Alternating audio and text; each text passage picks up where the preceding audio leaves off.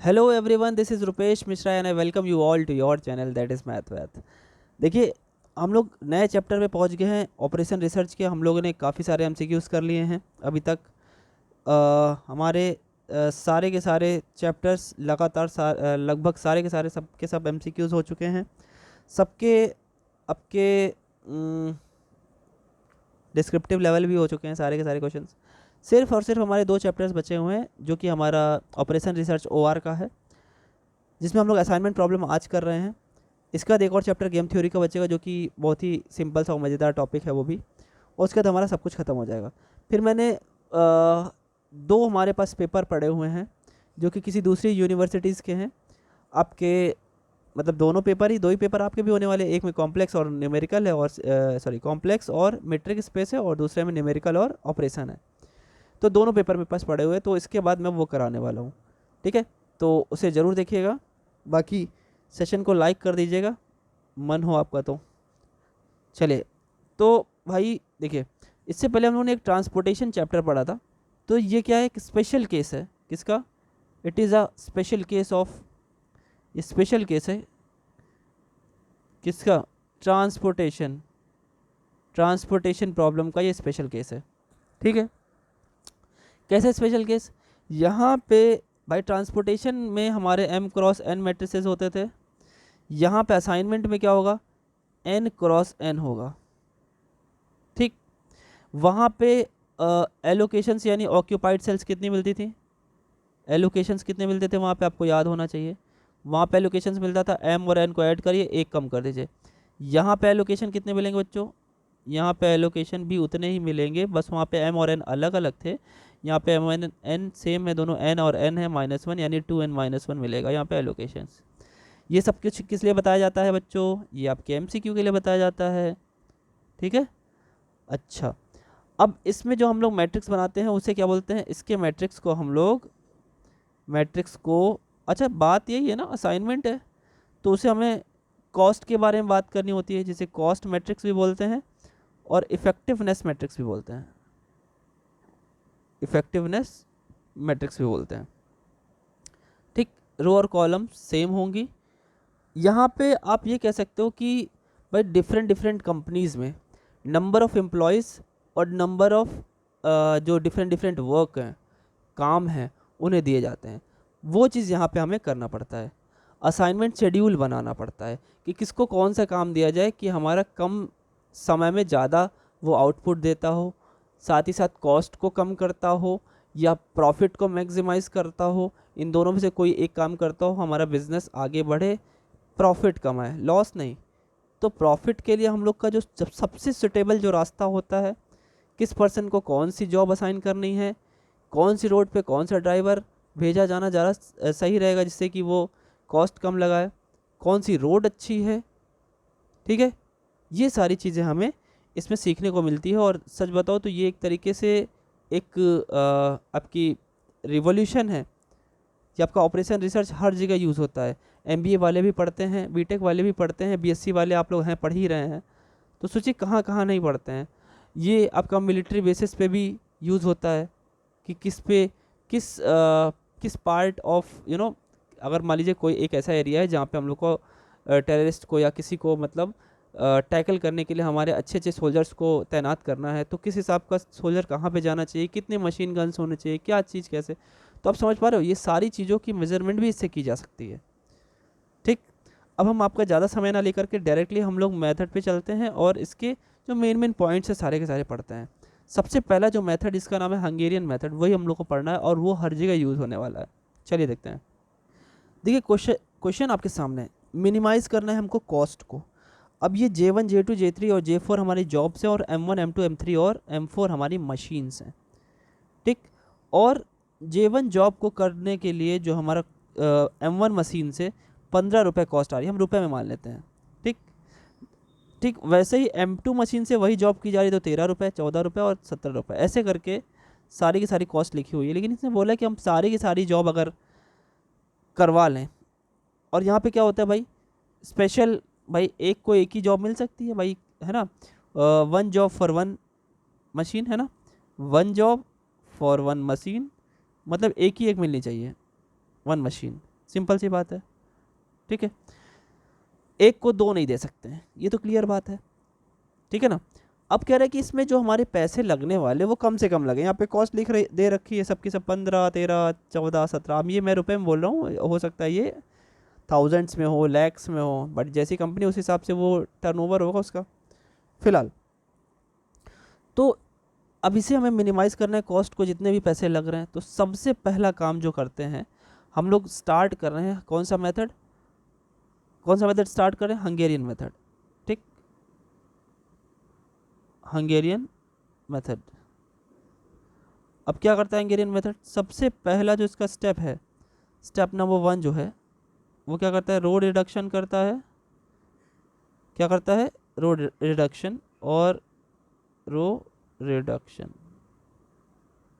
रो में क्या होती है, सबसे जो छोटी वैल्यू होगी बच्चों उसको माइनस कर देगा, ठीक है। तो हम क्या लिखेंगे, एलिमेंट जितने लिखे हैं माइनस माइनस मिनिमम एलिमेंट, ठीक है।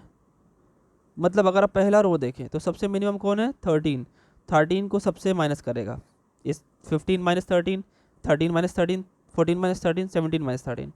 तो इसके बाद हमारा एक नया फिर से एक मैट्रिक्स बन जाएगा। यही काम R2 के साथ, row number 2, row number 3, row number 4 पहले करेंगे। स्टेप 2 में कॉलम रिडक्शन करेंगे, फिर बताता हूँ, देखिए, ठीक है। चलिए करते हैं। तो सबसे पहली वाली रो में क्या था भाई, रो में 13 सबसे छोटा था, 13 को सब में से हमने माइनस किया, तो ये 2 आया, यहाँ 0 आया, यहाँ पे 1 आया और यहाँ पे 4 आया, 17 था।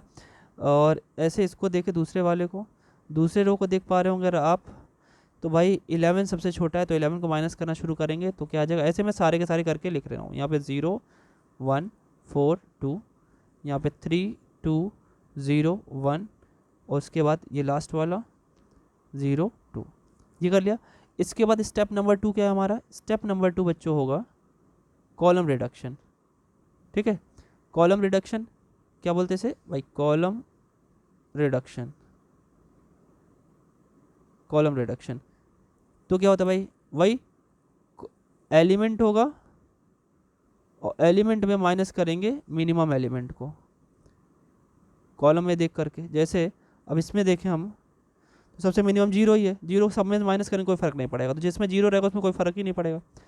क्या सब में 0 है, इस वाले कॉलम में भी 0 है, इस वाले में भी 0, लेकिन इसमें नहीं है, इसमें थोड़ा चेंजमेंट आ जाएगा, ठीक है। तो चलिए एक चेंजमेंट बना करके हम लोग लिख लेते हैं, ठीक है। तो पहली वाली रो तो चेंज होने वाली नहीं है, सॉरी कॉलम 2, 0, 3, 1, ये वाले में भी 0 था, 0, 1, 2, 3, यहाँ पे भी 1, 4, 0, 0, और लास्ट वाली को मैं दिखा देता हूँ। लास्ट वाले में 1 सबसे मिनिमम है, तो 1 को सब में से माइनस करेंगे तो 3, 1, 0, 1 ये बचेगा। तो लिख लीजिए 3, 1, 0, 1। अब हम लोग क्या करेंगे, दोनों काम हो गया। अब हम लोग एलोकेशन शुरू करेंगे, ठीक है। तो एलोकेशन कैसे किया जाता है, सबसे बढ़िया तरीका, सबसे साधारण तरीका होता है, पहले आप वो रो देख लीजिए जिसमें सब केवल एक ही 0 आया हो। तो ये देख पा रहे, तो पहले हमने यहाँ पे एलोकेट कर दिया R1 में, ठीक। R2 जब जहाँ पे आप एलोकेट करते हो उसके लेफ्ट राइट और ऊपर नीचे सारे 0 कट जाएंगे, तो 0 कहीं है ही नहीं, ठीक। फिर और नीचे आइए, सेकंड वाले में एक ही था, वो यहाँ पे हो गया, इधर कोई 0 है, इधर कोई 0 है, नहीं है, अगर होता तो कट जाता। तीसरे वाले में देखें, तीसरे वाले में ना देख करके, तीसरे में 2 0 उसको ना देखें, पहले सबसे लास्ट वाली रो देखिए, तो इसमें एक 0 दिख रहा है, तो इसके ऊपर और नीचे कहीं 0 दिख रहा है, हाँ एक जगह 0 दिख रहा है, उसे हम क्रॉस कर देंगे। फिर लास्ट वाला ऊपर वाले में बना दीजिए। तो करने का तरीका यही रखिएगा, क्योंकि आप अगर R3 में पहले देखते हो तो आप कन्फ्यूज हो जाते हैं कि इसमें यहाँ पे करें कि यहाँ करें। बात समझ में आई मेरी, ये सबसे सही तरीका है। अब अगर आप देख पा रहे होंगे तो सबको एक ना एक जॉब असाइन हो गई। J1 जो जॉब है वो मशीन नंबर 2 को मिली है, J2 जॉब वो मशीन नंबर 1 को मिली है, J3 जॉब M4 को मिली है और J4 जॉब M3 को मिली, सारी जॉब असाइंड हो गई। तो हम कैसे लिखेंगे, हम लिखेंगे जो हमारा J1 जॉब है वो M2 को मिला है, J2 जो जॉब है वो M1 को मिला है, J3 जो जॉब है वो हमारा M4 को मिला है, और J4 जो जॉब है वो M3 को मिला है। तो इन सब के कॉस्ट कितने आ गए, स्टार्टिंग में देखिए एकदम पहला जो मैट्रिक्स था M2, M1, M4 और M3, देखिए कितना आएगा, यहाँ पे आ जाइए। तो ये आया भाई यहाँ पे अपना पहला वाला क्या था, देखिए पहला था M2 पे, ये दूसरा था M1 पे, तीसरा था M4 पे, चौथा था M3 पे। तो कितने 13, 11 और 11, 14 सबको ऐड कर लेंगे यहीं पे। ठीक, तो हो गया अपना 13, यहाँ पे लिख लो भाई, यहाँ पे कितना आ रहा है 13, 11 और उसके बाद 11 और 14 है ना, 11 और 14 सबको ऐड करेंगे। ऐड करेंगे तो टोटल कॉस्ट कितना आ रहा है 49 रुपीज़। ये रुपीज़ हो या फिर जो भी हो, ये हमारी सबसे मिनिमम कॉस्ट है, इससे कम मुश्किल है। ठीक, तो ये हमारा आंसर आ गया। बात समझ में आई? अगर ये चीज़ ना हो पाता तो हम इसमें और दिक्कत होती, तो हम इसे और कुछ करते। मतलब अगर यहाँ पे एलोकेट नहीं हो पाता, मतलब चारों नहीं मिल पाते, तो हम क्या करते, फिर से रो रिडक्शन, फिर से कॉलम रिडक्शन करते। ठीक है ना, और फिर वापस से ही चेक करते हैं। तो चलिए देखते हैं आगे। तो चलिए वो भी एग्जांपल देख लेते हैं। उसमें हम लोग जब नहीं हो पाता है तो हम कम से कम लाइनें बनाते हैं जिससे कि सारे के सारे जीरो कवर हो जाए। तो वही वाला एग्जांपल एक ले लेता हूँ, देखिए वो भी समझ में आ जाएगा। अगला क्वेश्चन देखिए, मिनिमाइज करना, यहाँ पे भी कॉस्ट सब कुछ वैसे ही लिखा हुआ है। सबसे पहली बात क्या करते हैं आपको पता है ना, रो रिडक्शन फिर कॉलम रिडक्शन। तो सबसे पहला जो स्टेप नंबर 1 है वो हमारा रो रिडक्शन है। मैं यहीं पे बना के अगर आपको दिखाऊं तो आप यहीं पे ही देख लो। ठीक है, मैं बॉक्सेस को बनाने की कोशिश करता हूँ ऐसे के ऐसे ही,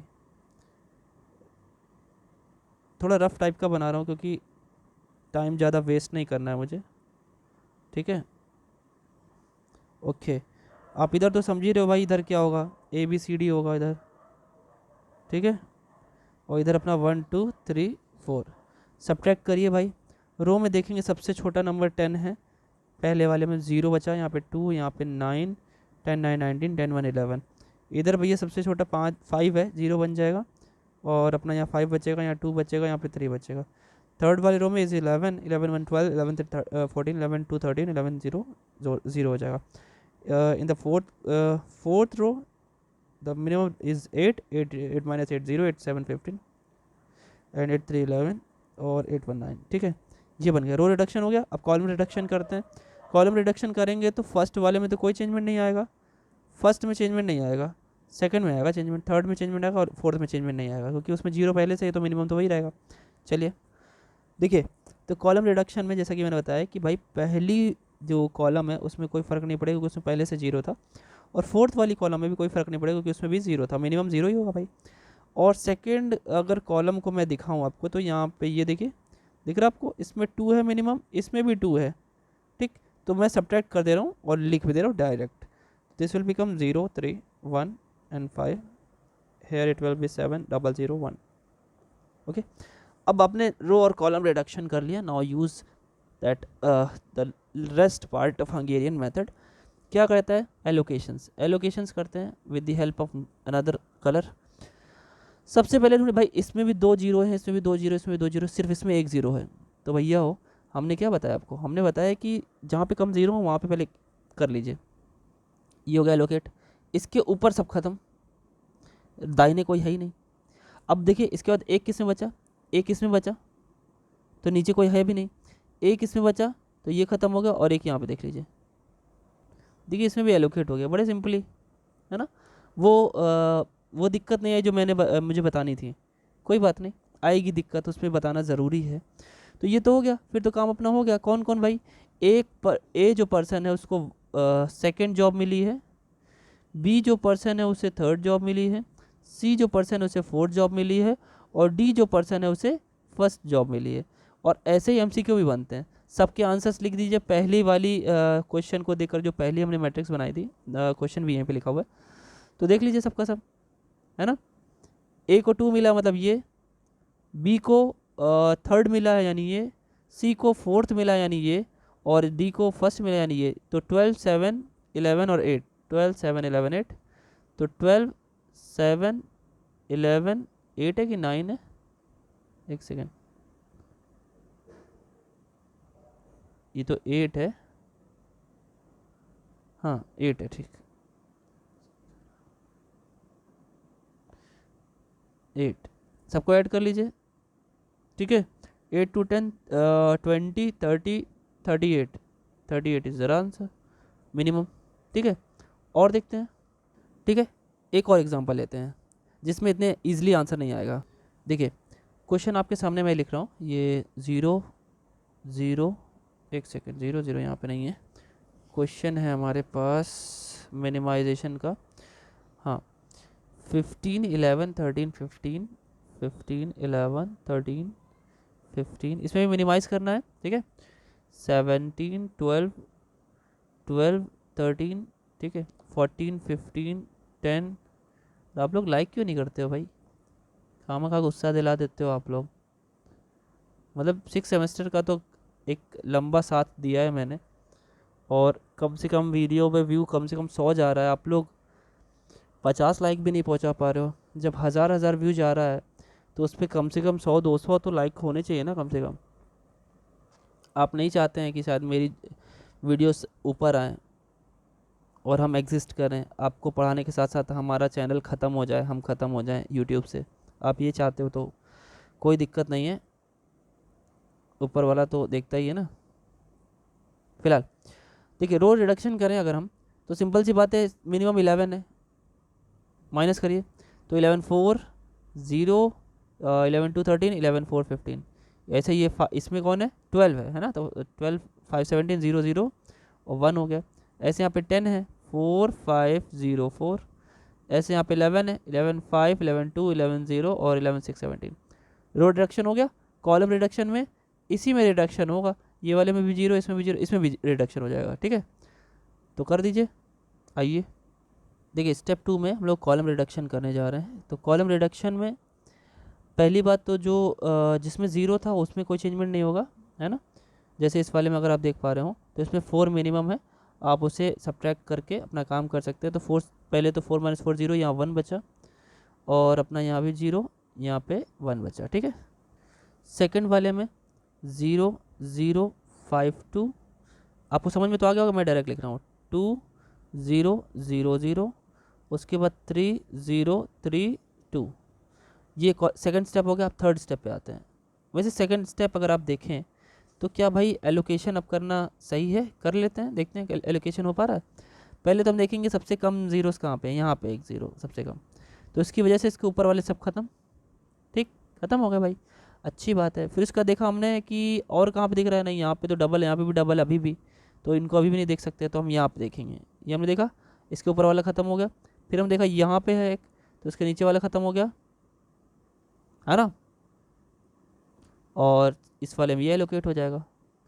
वैसे इसमें भी सारे के सारे एलोकेट हो गए। J1 जो जॉब है वो M2 को मिल गया, J2 M4 को मिल गया, J3 M1 को मिल गया और J4 M3 को मिल गया, तो बड़ी अच्छी बात है, वाह भाई साहब। जबकि आपकी बुक में इसी का ही बहुत लॉन्ग मेथड दिया हुआ है, ठीक है। I was not expecting the answer will, you know, I didn't expect that the answer will come earlier, इतनी जल्दी आंसर आ जाएगा। कोई बात नहीं है, आ गया तो अच्छी बात है ना। चलिए हम हमारा फिर वही तरीका है, लिख लेंगे क्या भाई। हमने क्या किया भाई, J1 जो हमने जॉब है हमारी, वो किसको असाइन कर दी, M2 को। J2 जॉब जो है वो हमने M4 को असाइन कर दी, J3 जॉब हमने M1 को, और J4 जॉब हमने कर दी M3 को। आंसर्स लिख दीजिए सबके सबके, जितना जितना आया वो आंसर लिख लेते हैं। कितना कितना आया भाई, आया है 11 13 14 और 11, सबको ऐड करिए। 11 4 44 और 2 और 3 5 49 रुपीज़ का मिनिमम, सबसे मिनिमम कॉस्ट हो गया। तो जो मैं कह रहा था वो आया नहीं फिलहाल। चलिए एक और एग्जांपल लेते हैं, जहाँ तक मैं सोच पा रहा हूँ उसमें मिल जाएगा वो, देखते हैं। देखिए क्वेश्चन और लाया मैंने आपके सामने, ठीक, जहाँ तक मैं सोच रहा हूँ इसमें वो कंडीशन ज़रूर आए, ठीक है। फिलहाल हम क्या कर रहे हैं, इसमें डायरेक्ट दोनों के दोनों हम लोग रिडक्शन लगा लेते हैं, दोनों, समझ रहे हैं आप, दोनों के दोनों, मतलब रो को भी माइनस माइनस कर ले रहे हैं और कॉलम को भी माइनस माइनस कर ले रहे हैं, ठीक। तो देखिए होगा क्या, तो ये बनेगा 7, ये बनेगा 0, this will become 23, this will become 9 and this is 11 एक सेकेंड, हाँ 11 0 12 5 0 2 13 एंड लास्ट वन इज, वो आपको बनाना तो आ गया, रो और कॉलम रिडक्शन करना आपको आ गया, ठीक है भाई।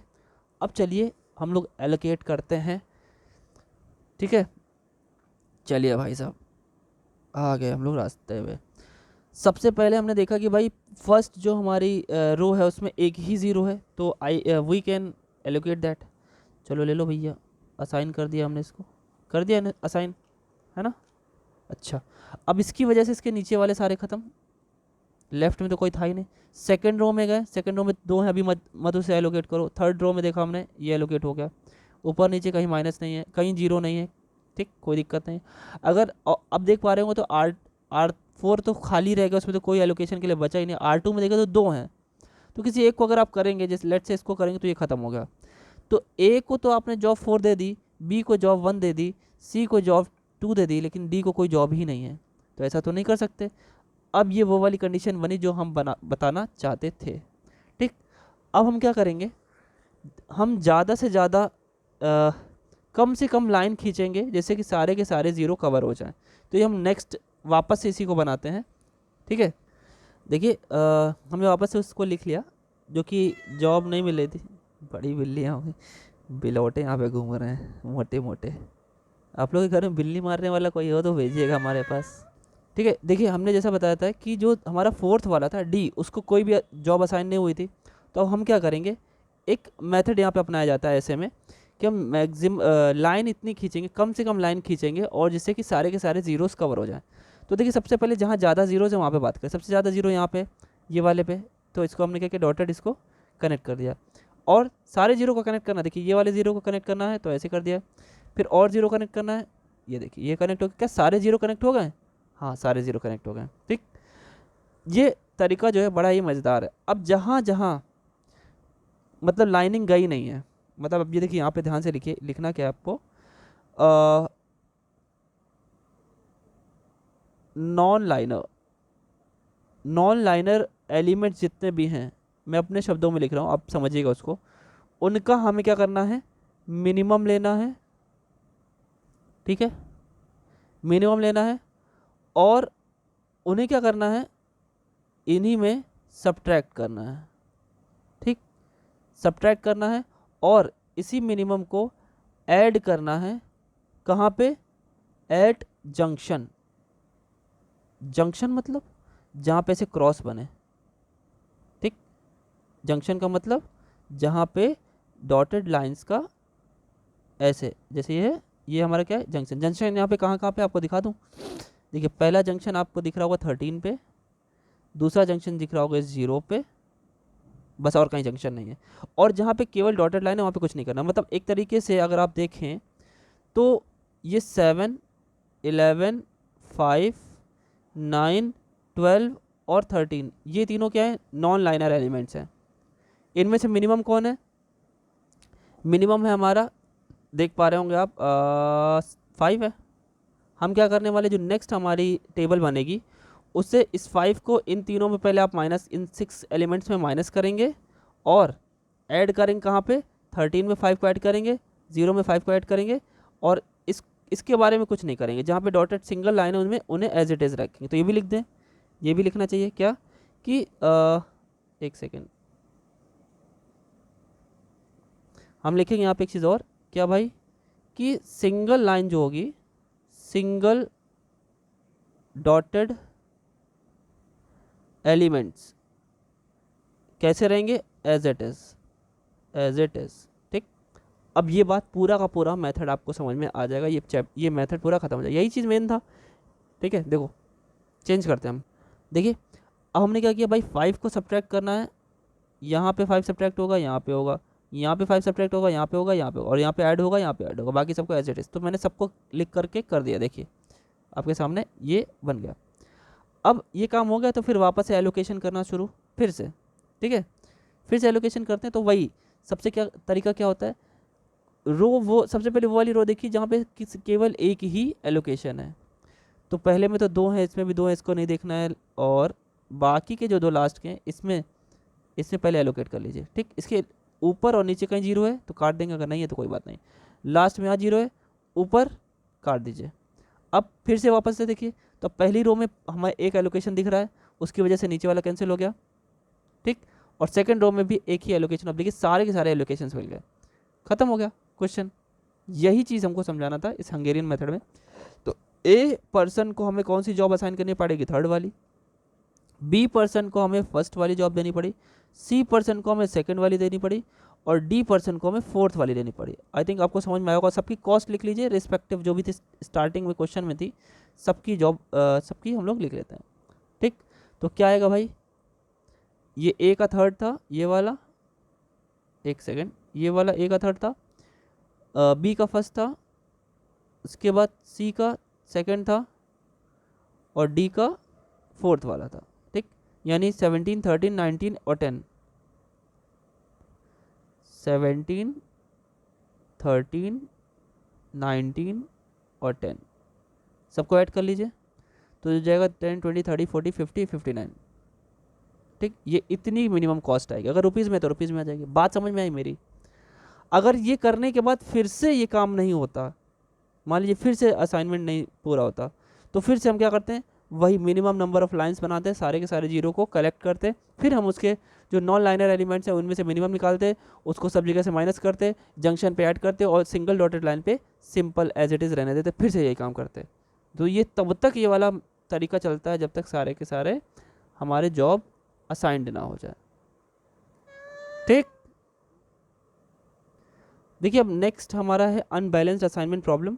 वो क्या होता है बस उसको समझ लेते हैं, बाकी सारी की सारी प्रोसेस यही है। देखिए अनबैलेंस में बच्चों क्या होगा, जो पिछला वाला था उसे वो बैलेंस्ड बोलते हैं, बैलेंस असाइनमेंट प्रॉब्लम। ठीक, क्या है भैया, वो देखिए या तो जॉब्स या तो पर्सन कम पड़ जाएंगे। मतलब कुछ इस तरीके से आप समझ लीजिए कि जैसे मान लेते हैं हम एक इधर 4 लाइनें कर दे रहे हैं और इधर 3 लाइनें कर दे रहे हैं। ठीक, मेरी बात समझिएगा। यहाँ पे हमने कर दिया भाई machine number 1, machine number 2, machine number 3, ये ए बी सी डी। अब आप समझ पा रहे हैं भाई, पर्सन 4 हैं, मशीन 3 है, किसी एक को भाई एक ही मिल सकता है ना। मान लीजिए हमने तीनों को दे दिया तो डी तो खाली रह गया। तो जो ऐसी हमारी वो होती हैं असाइनमेंट प्रॉब्लम्स होती हैं, उन्हें अनबैलेंस्ड बोलते हैं। तो हमें क्या करना है भाई, डी के लिए एक हमें डमी प्लेस बनानी पड़ती है। ठीक, डी के लिए एक डमी प्लेस बनाएंगे हम, यहाँ पे एक डमी इधर बनाएंगे तो डी के लिए एक ऑप्शन आ जाएगा। और डमी वाले को हमेशा हम क्या मानते हैं, उसका जो कॉस्ट मानते हैं। मान लेते हैं ये थोड़ी देर के लिए इसे M4 मान लेते हैं और उसके डमी के लिए 0 0 0 0 कर देते हैं। ये व्यवस्था ऐसे भी हो सकती थी, कैसे कि भाई अगर हम इधर तो 4 लाइनें कर दें 1 2 3 4, लेकिन इधर सिर्फ 3 ही लाइन करें, 1 2 3। ठीक है, ऐसे यहाँ पे machine number 1, machine number 2, machine number 3, machine number 4, लेकिन हमारे पास लोग कितने हैं, सिर्फ 3, ए बी सी, चाहे ये वाला लेफ्ट वाला है चाहे राइट वाला। तो हम क्या करेंगे भाई, अब समझिए ना थोड़ा सा कि अगर ए को हमने ये दे दिया, बी को हमने मान लो ये वाला दे दिया, सी को हमने ये वाला दे दिया, तो मशीन नंबर 4 पे काम कौन करेगा? ऐसे खाली तो पड़ी नहीं रहेगी, इतना फालतू पैसा नहीं होता किसी के पास। तो हम क्या करेंगे भाई, हम अपना एक और पर्सन लेके आएंगे, जिसे बोलेंगे डमी पर्सन बोल लेंगे। ये डमी पर्सन हो जाएगा। अब डमी पर्सन जो होगा उसके पास भाई वो तो फालतू वाला है ना, डी मान लेंगे, मान लेते थोड़ी जगह डी फॉर डमी। अब यहाँ पे भी डी लिख सकते थे, यहाँ पे कोई दिक्कत नहीं है। ठीक है, डमी पर्सन अगर ले आए आप, तो उसके लिए हमारी जो कॉस्ट होंगी वो सिंपली आपको 0 0 0 0 लेट करनी है। अब ये जो 0 0 हो रहा है बच्चों, यही तो है हमारा MCQ का पार्ट। इसके बाद करना क्या है, वापस से दोनों में हंगेरियन मेथड, जो भी जस्ट पहले हमने जिसकी बात की, मतलब रो रिडक्शन, कॉलम रिडक्शन। फिर हम लोग क्या करेंगे, 0 को एलोकेट करेंगे, सारे के सारे 0 एलोकेट हो जाएंगे तो उनको वही जॉब असाइंड हो जाएगी। और आपको पता है ना, जिसके लिए हम डमी डालते हैं उसका आंसर हमेशा 0 ही होता है। ठीक है, जो चौथा होगा उसका तो हमेशा आंसर 0 ही आएगा, क्योंकि 0 ही है, उसमें कोई चेंजमेंट ही नहीं आएगा।